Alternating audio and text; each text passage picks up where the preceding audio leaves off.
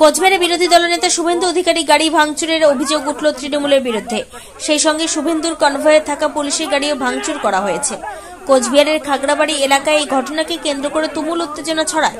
Police সুপারের সঙ্গে দেখা করতে মঙ্গলবার কোচবিহারে আসেন শুভেন্দু অধিকারী। তাকে ঘিরে বিক্ষোভ দেখাতে আগে থেকেই কালো পতাকা নিয়ে খাগড়াবাড়িতে জমা হয়েছিলেন তৃণমূলের নেতাকর্মীরা।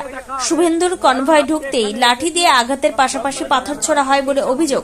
শুভেন্দু যে গাড়িতে ছিলেন সেই গাড়ির পেছনের কাচ ভেঙে যায়, পাশাপাশি পুলিশের গাড়িও ভাঙা হয়েছে বলে অভিযোগ।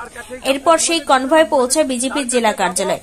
যদিও হামলার কথা অস্বীকার করেছেন জেলা তৃণমূল কংগ্রেসের সভাপতি অভিজিৎ দেবভৌমিক। আরে অ্যারেস্ট তো উদয়ন গুহকে আগে করতে হবে।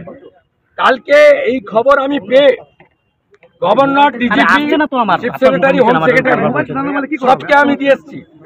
2021 সালে অনারেবল জাস্টিস রাজশেখর মান্থার দুটো অর্ডার আছে, কমিউনিকেট করেছে আমার লয়ার।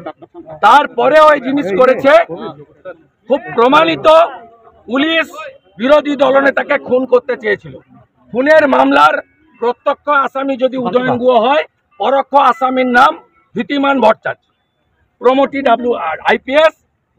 প্রত্যক্ষ খুনি যদি উদয়ন গুহ হয়, পরোক্ষ খুনি হচ্ছে ধৃতিমান ভট্টাচার্য।